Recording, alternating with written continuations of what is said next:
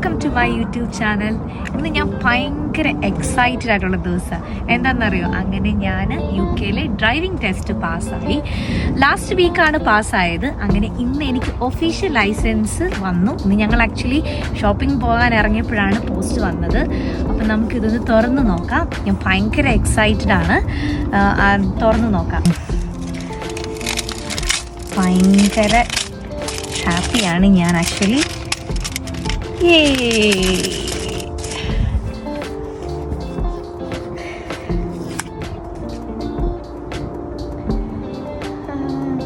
Photo ഭയങ്കര ബോറായിട്ടുണ്ട്. എന്നാലും അങ്ങനെ എൻ്റെ ഒഫീഷ്യൽ UK ലൈസൻസ് ഇതാണ്. എൻ്റെ ഒഫീഷ്യൽ UK ലൈസൻസ്. ഇനി UK എങ്ങനെ നമുക്ക് ഡ്രൈവിംഗ് ടെസ്റ്റ് പാസ്സാവാം? ഞാൻ ഇവിടെ വന്നിട്ട് ഇപ്പം 4 വർഷമായി.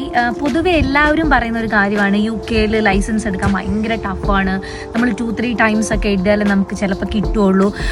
ഭയങ്കര എക്സ്പെൻസീവാണ്, ഭയങ്കര ഹാർഡായിട്ടുള്ളൊരു കാര്യമാണ് ലൈസൻസ് എന്നാണ് പൊതുവെ എല്ലാവരും പറയാറ്. ശരിയാണ്, ഞാനതിനോട് 100% സത്യമായിട്ടുള്ളൊരു കാര്യമാണ്. അത്ര ഈസി ആയിട്ടുള്ളൊരു കാര്യമല്ല നമുക്ക് UK ടെസ്റ്റ് പാസ്സാവുക എന്നുള്ളത്.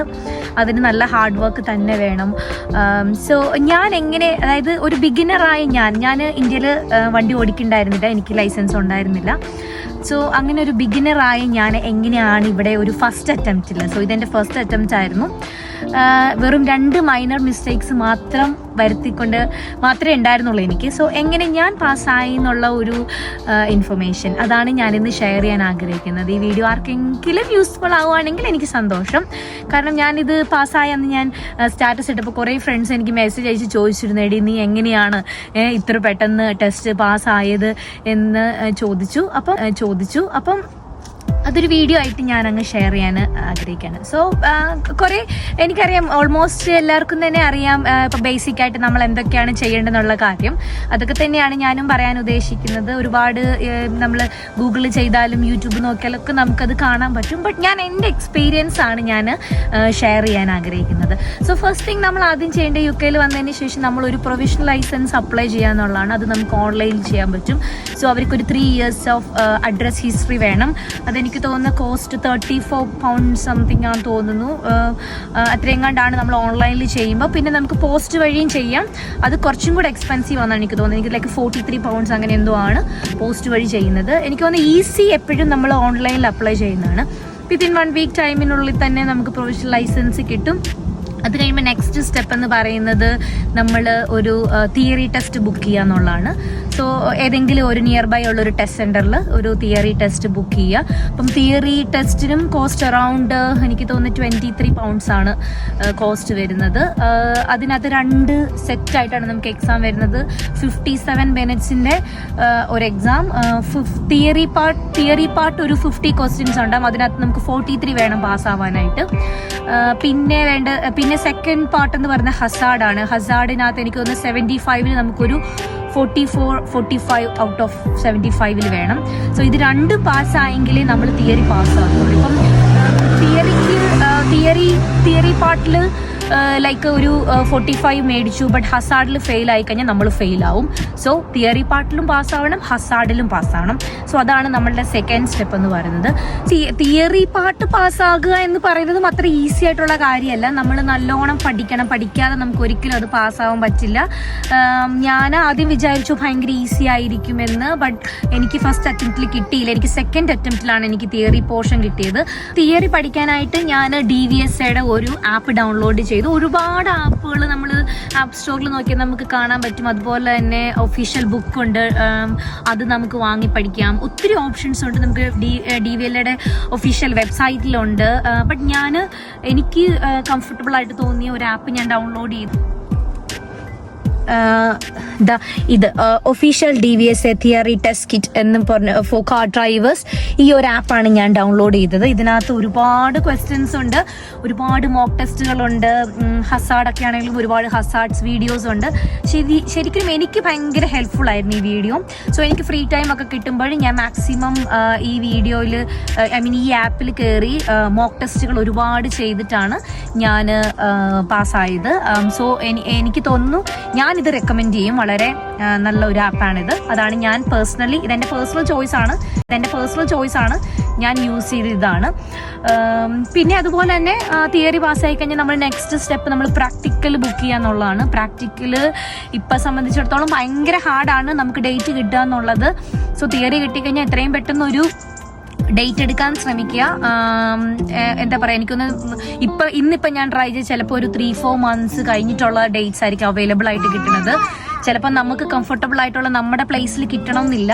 കിട്ടുന്ന സ്ഥലത്ത് ബുക്ക് ചെയ്യുക. ഇപ്പം ഞങ്ങൾ മെയ്ഡ്സ്റ്റോൺ ആണ്, എനിക്ക് മെയ്ഡ്സ്റ്റോൺ കിട്ടിയില്ലെങ്കിൽ എനിക്ക് ലണ്ടൻ ആണ് ഡേറ്റ് കാണിക്കണം, അല്ലെങ്കിൽ ആഷ്ഫോർഡ് ആണ് കാണിക്കണമെങ്കിൽ ജസ്റ്റ് ആഷ്ഫോർഡ് അങ്ങ് ബുക്ക് ചെയ്യുക. പക്ഷെ അതിനുശേഷം നമുക്കത് ചേഞ്ച് ചെയ്യാൻ പറ്റും. സോ അതിനു വേണ്ടി ഞാൻ യൂസ് ചെയ്ത ആപ്പ് എന്ന് പറയുന്നത് ടെസ്റ്റി എന്നുള്ളൊരു ആപ്പാണ്. ഒരുപാട് ആപ്പുകളുണ്ട്, ബട്ട് ഞാൻ പേഴ്സണലി യൂസ് ചെയ്തത് ടെസ്റ്റി എന്ന് പറഞ്ഞൊരു ആപ്പാണ്. അത് ഇപ്പം എനിക്കത് കാണാൻ പറ്റില്ല, കാരണം ഓൾറെഡി ഞാൻ പാസ്സായതുകൊണ്ട് എനിക്ക് അത് എറർ കാണിക്കും. ബട്ട് ഇതാണ് ടെസ്റ്റി എന്ന് പറയുന്ന ഒരു ആപ്പ്. നിങ്ങൾ അഴിച്ചു കൊടുത്താൽ നിങ്ങൾക്ക് കിട്ടും. ടെസ്റ്റി ഒരു കാറിൻ്റെ റെഡ് കളർ കാറിൻ്റെ സൈൻ ഉള്ളത് ഒരു ആപ്പ് ഡൗൺലോഡ് ചെയ്ത്, അതെനിക്ക് തോന്നുന്നത് 11 pounds ആണെന്ന് തോന്നുന്നു ആപ്പ് ഡൗൺലോഡ് ചെയ്യാനായിട്ട്.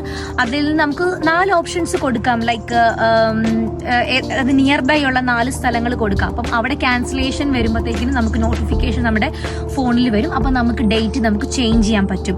സോ നിങ്ങൾ വെറുതെ നമ്മുടെ സ്ഥലത്തിൽ വരാൻ വേണ്ടി വെയിറ്റ് ചെയ്ത് ടൈം കളയേണ്ട കാര്യമില്ല. നോട്ടിഫിക്കേഷൻ നമുക്ക് വരും, അപ്പം നമുക്ക് ചേഞ്ച് ചെയ്യാം. സോ പിന്നെ നമ്മൾ ചെയ്യേണ്ടത് ഒരു ഇൻസ്ട്രക്ടറെ കണ്ടുപിടിക്കുക എന്നുള്ളതാണ്. ഇച്ചിരി എക്സ്പെൻസീവ് ആണ്. 2 ഓപ്ഷൻ ഉണ്ട്, മാനുവലും ഓട്ടോമാറ്റിക്കും. ഞാൻ ചൂസ് ചെയ്തത് ഓട്ടോമാറ്റിക് ആണ്, കാരണം എനിക്ക് തോന്നി മാനുവൽ എനിക്ക് ഹാർഡായിരിക്കും എന്ന് തോന്നിയത് കൊണ്ട് ഞാൻ ചൂസ് ചെയ്തത് ഓട്ടോമാറ്റിക് ആണ്. എത്രയും പെട്ടെന്ന് ഒരു ഇൻസ്ട്രക്ടറെ കണ്ടുപിടിക്കുക. പെർ അവർ 38 pounds ആയിരുന്നു ഓട്ടോമാറ്റിക്കിന്. ഞാനൊരു 40 ലെസണോളം എടുത്തു, കാരണം ഞാൻ പറഞ്ഞല്ലോ ഞാനൊരു ബിഗിനർ ആയിരുന്നു. എനിക്ക് ബേസിക് തൊട്ട് പഠിക്കേണ്ടത് കൊണ്ട് ഞാനൊരു 40 ലെസൺ ആണ് ഞാൻ ചൂസ് ചെയ്തത്. എന്നെ സംബന്ധിച്ച് എനിക്ക് എന്താ പറയുക, one of the best instructors ആയിരുന്നു കിട്ടിയത്. ഇവിടെയുള്ള ആൾ തന്നെയായിരുന്നു. പുള്ളി എന്നെ ഒത്തിരി ഹെൽപ്പ് ചെയ്തു.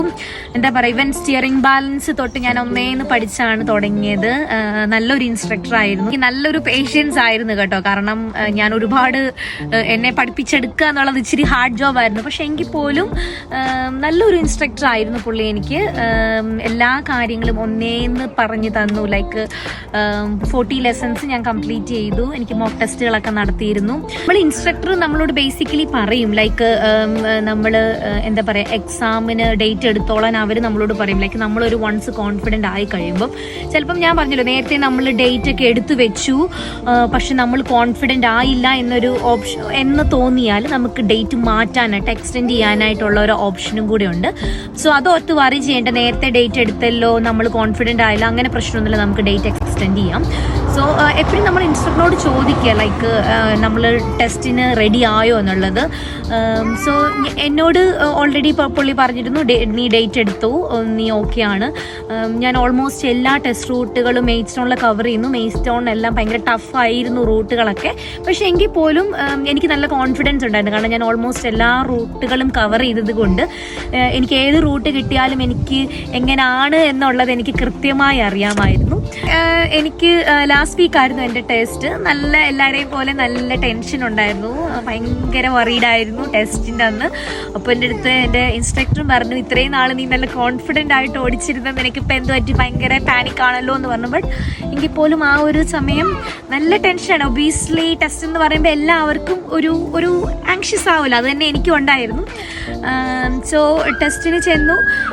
എനിക്കൊരു ലേഡി ആയിരുന്നു എക്സാമിനറായിട്ട് വന്നത്. സോ ഫസ്റ്റ് തിങ് അവർ നമ്മളോട് ചോദിക്കേണ്ടത്, നമുക്ക് നമ്മുടെ ഐസൈറ്റ് അവർ ചെക്ക് ചെയ്യും. സോ ഇച്ചിരി ലോങ് ഡിസ്റ്റൻസിലുള്ള ഒരു കാറിൻ്റെ രജിസ്ട്രേഷൻ വായിക്കാൻ പറയും. അതാണ് ഫസ്റ്റ് തിങ് അവർ ചെയ്യുന്നത്. അത് കഴിഞ്ഞ് നമ്മൾ കാറിൽ കയറി കഴിയുമ്പോൾ നമ്മളുടെ സേഫ്റ്റി ചെക്കുകളൊക്കെ ഓക്കെ ആണോ എന്ന് ചോദിക്കും. പിന്നെ ലൈക്ക് ടെൽ മീ ക്വസ്റ്റ്യൻ ഉണ്ട്.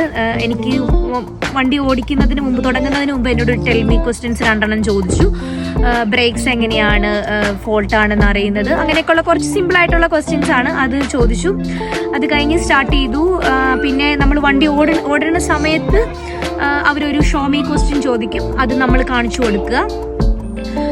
അങ്ങനെ ഒരു 45 minutes നിയർലി നമ്മുടെ ടെസ്റ്റ് ഉണ്ടാവും, ഡ്രൈവിംഗ് ടെസ്റ്റ്. അതിനകത്തെല്ലാം അവർ അസസ് ചെയ്യും. ഒരുപാട് ക്രൈറ്റീരിയാസ് ഉണ്ട്. അതൊക്കെ നമ്മൾ നോക്കുമ്പോൾ ഓരോ തവണയും നമ്മൾ മിറർ നോക്കുന്നത്, സിഗ്നൽസ്, അങ്ങനെ എല്ലാ കാര്യങ്ങളും അവർ ചെക്ക് ചെയ്യും. നമ്മളെ കംപ്ലീറ്റ് ആയിട്ട് അവർ നോക്കും. ആ ഒരു 45 മിനിറ്റ്സ് ടൈം. ഒരു 4-5 ടൈംസ് ഒരു പുൾ ഓവർ അടിക്കാൻ പറഞ്ഞു. പിന്നെ അതുപോലെ തന്നെ കൺട്രോൾ സ്റ്റോപ്പ് ചെയ്യാൻ പറഞ്ഞു. പിന്നെ ഉള്ളത് മനൂവറാണ്. എനിക്ക് കിട്ടിയത് ഫോർവേഡ് ആയിരുന്നു. ഫോർവേഡ് പാർക്കിംഗ് ആണ് എന്നോട് ചെയ്യാൻ പറഞ്ഞത്. അതായിരുന്നു എനിക്ക് കിട്ടിയ മനൂവർ. അതും ചെയ്തു.